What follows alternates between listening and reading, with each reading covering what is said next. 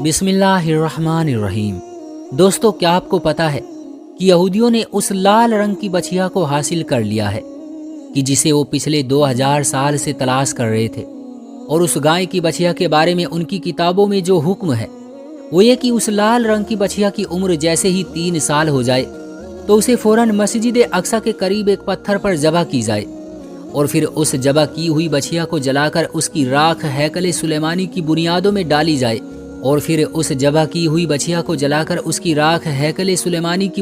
ڈالی جائے تبھی یہودی اپنے مقصد میں کامیاب ہو سکتے ہیں۔ دوستو، جیسا کہ پچھلی کچھ ویڈیو میں آپ کو بتا چکا ہوں کہ یہودی مسجد اقصی کو گرانے کی پلاننگ پوری کر چکے ہیں، کیونکہ مسجد اقصی کو ہی گرا کر وہاں وہ اپنا 3rd ٹیمپل مطلب ہیکل سلیمانی بنائیں گے، اور ان کا ماننا ہے کہ جس دن بھی ہمارا 3rd ٹیمپل بن کر تیار ہو گیا اور ہم نے اس کی بنیادوں میں لال رنگ کی بچھیا ذبح کر کے اس کی راکھ ڈال دی، تو اسی دن ہمارا اصلی مسیحا دجال آ جائے گا اور پھر ہم ساری دنیا پر راج کریں گے۔ تو دوستو، یہودیوں کو وہ لال رنگ کی 5 بچھیاں پچھلے سال 2022 ستمبر میں مل چکی ہے کہ جن کے ذبح ہونے میں اب صرف 3 سے 4 مہینے ہی بچے ہیں، کیونکہ 3 سے 4 مہینے کے بعد وہ سبھی بچھیاں پورے 3 سال کی ہو جائیں گی،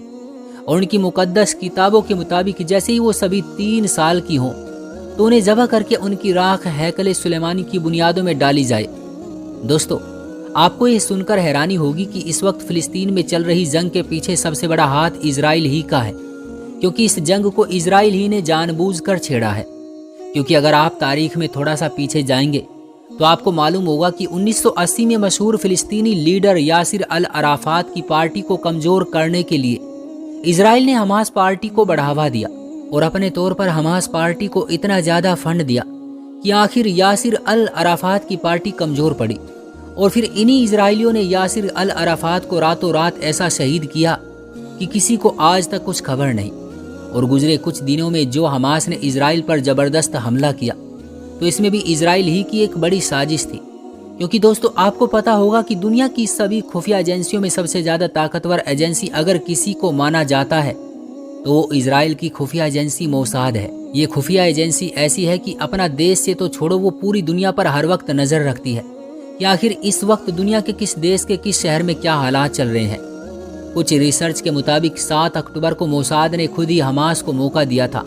کہ وہ اسرائیل پر آ کر حملہ کرے،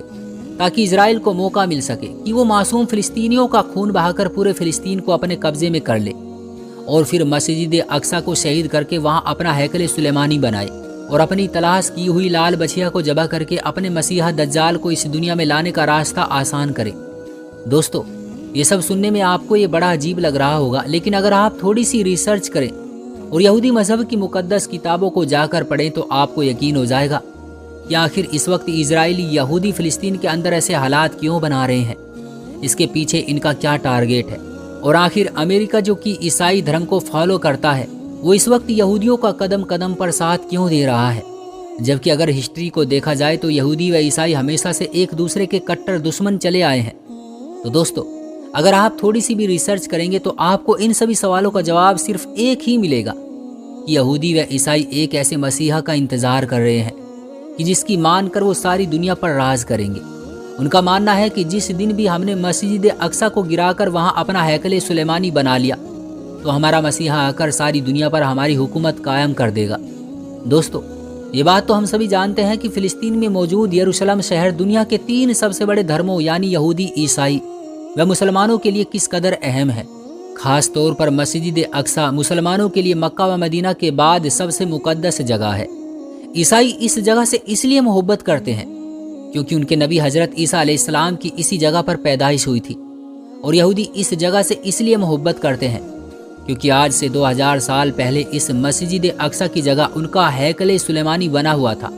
کہ جو ان کے لیے وہی اہمیت رکھتا ہے جیسے ہم لوگوں کے لیے مکہ و مدینہ۔ لیکن 2000 سال پہلے جب ٹائٹس نامی عیسائی بادشاہ نے یروشلم پر حملہ بولا تو یہودیوں کی اصل عبادت گاہ ہیکل سلیمانی کو پوری طرح تباہ و برباد کر دیا، اور لاکھوں یہودیوں کو قتل کر کے اس عیسائی بادشاہ نے یروشلم پر اپنا قبضہ جما لیا۔ لیکن یہودیوں کی عبادت گاہ ہیکل سلیمانی کی ایک دیوار آج بھی موجود ہے کہ جسے یہودی پکڑ کر آج بھی رو رو کر اپنے آنے والے مسیحا کے لیے دعائیں مانگتے ہیں کہ اے ہمارے خدا،